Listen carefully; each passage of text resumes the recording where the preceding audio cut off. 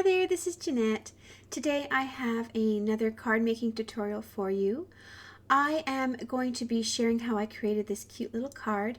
It features products from both My Favorite Things as well as Lawn Fawn, and the images are colored up with Prismacolor pencils, which I blended with Gamsol. So I'm going to show you that technique. It's really fun and a little different from coloring with Copics. So Gamsol is a brand of odorless mineral spirits. You can pick it up in art supply stores. Sometimes it's under other names, but what you want to look for is odorless mineral spirits. And that little jar I showed you is where I store it. I like it because you can sort of close the top so you don't breathe in any of the fumes when you're not using it. And I also like the way it dispenses.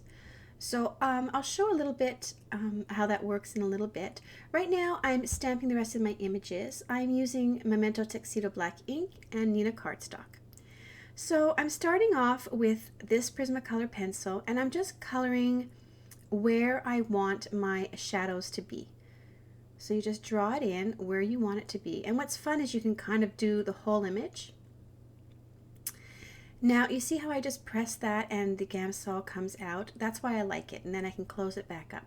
So this is a blending stump and I'm just going to where the coloring pencil is and I'm just rubbing in circles and just fanning out the color, blending it out into the middle of the image. So you can see where you get your shadows and your lightness.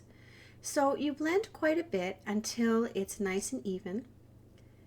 Again, I'm starting in this part again, so you blend the pencil and then you just sort of blend it outwards and just move in small concentric circles and you get a beautiful even blend.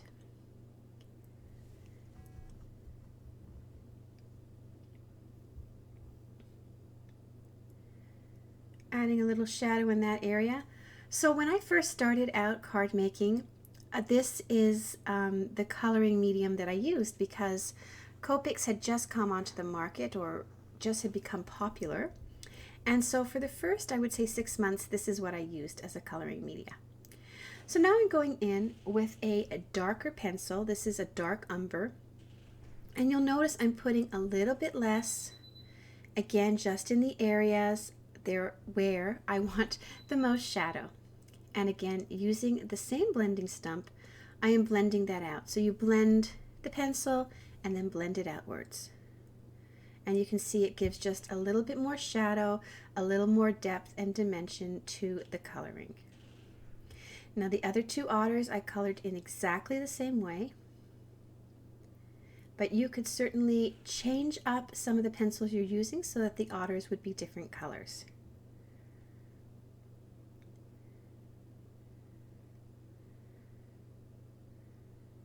Just have one more little paw to do.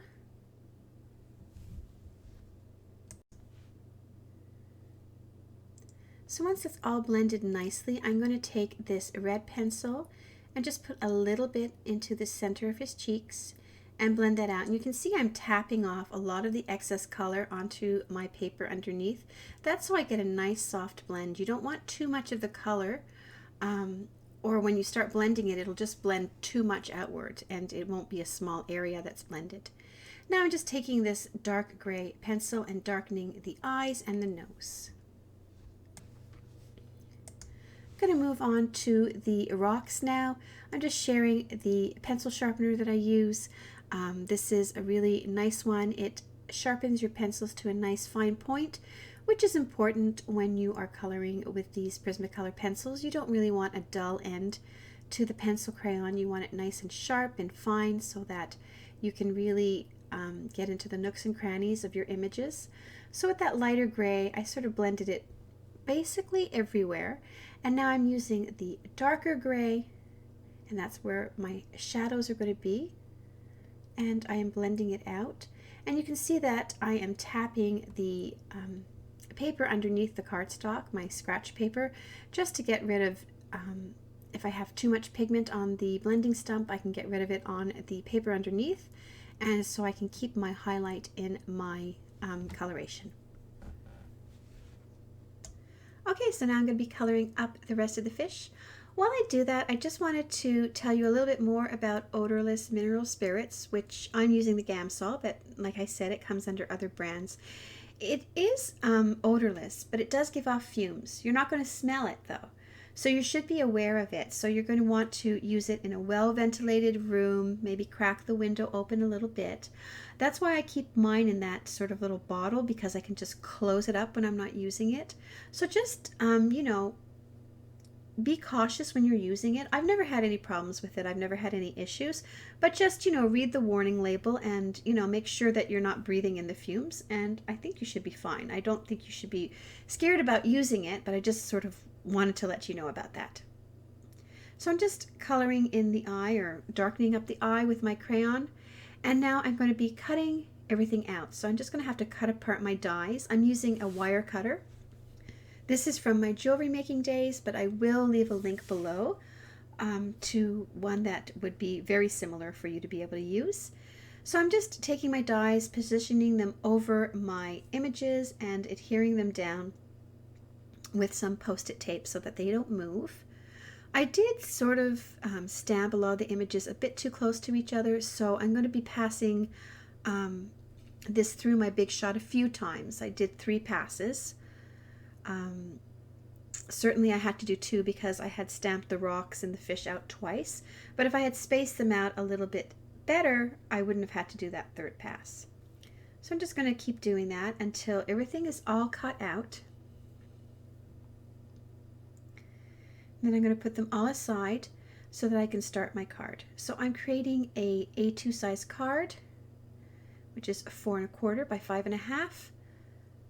Just going to cut another piece that's 4 1/4 by 5 1/2. I'm going to be creating a frame with that using my Lawn Fawn rectangles. But first I'm going to take some Stick It and some Fun Foam, and I'm going to cut those to 4 1/4 by 5 1/2 so that I can sort of raise the frame up off the card. So now I'll take the Stick It and I will pull off one side of the release paper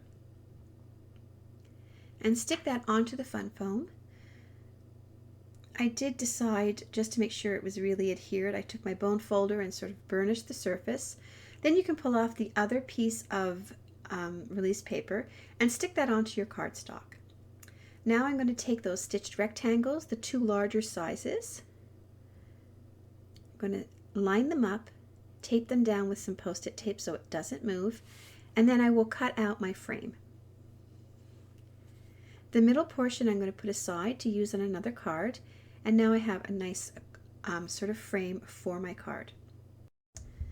So I cut a piece of watercolor paper, 4 1/4 by 5 1/2, and now I'm using some Distress ink to add some color to it. So I started off with cracked pistachio. Then I'm going to blend on some Mermaid Lagoon. So I'm going to put that into sort of the middle part of the card.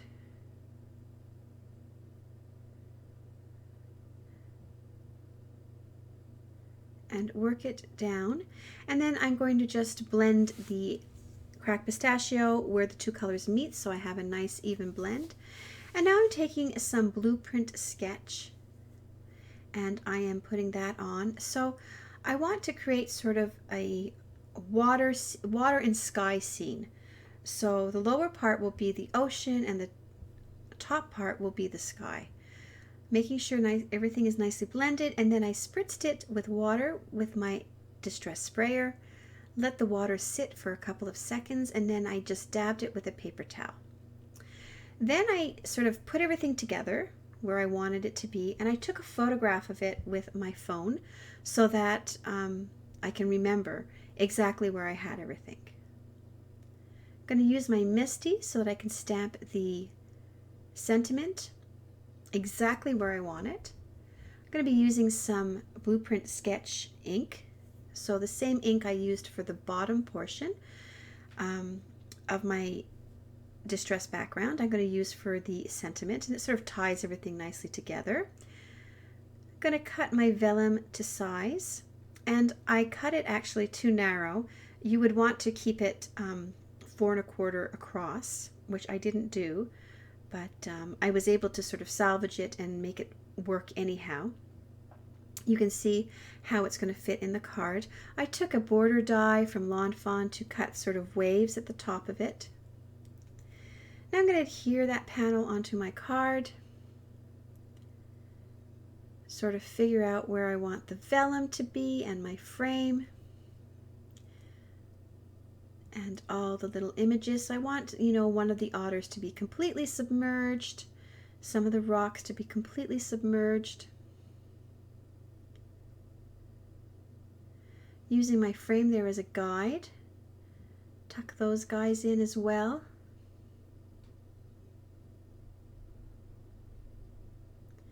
Just making sure everything looks nice before I start adhering it.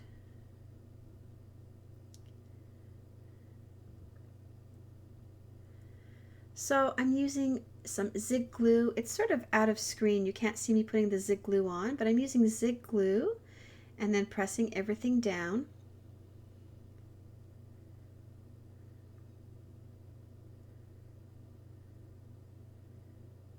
I find using the tweezers makes it easier to place everything exactly where I want it.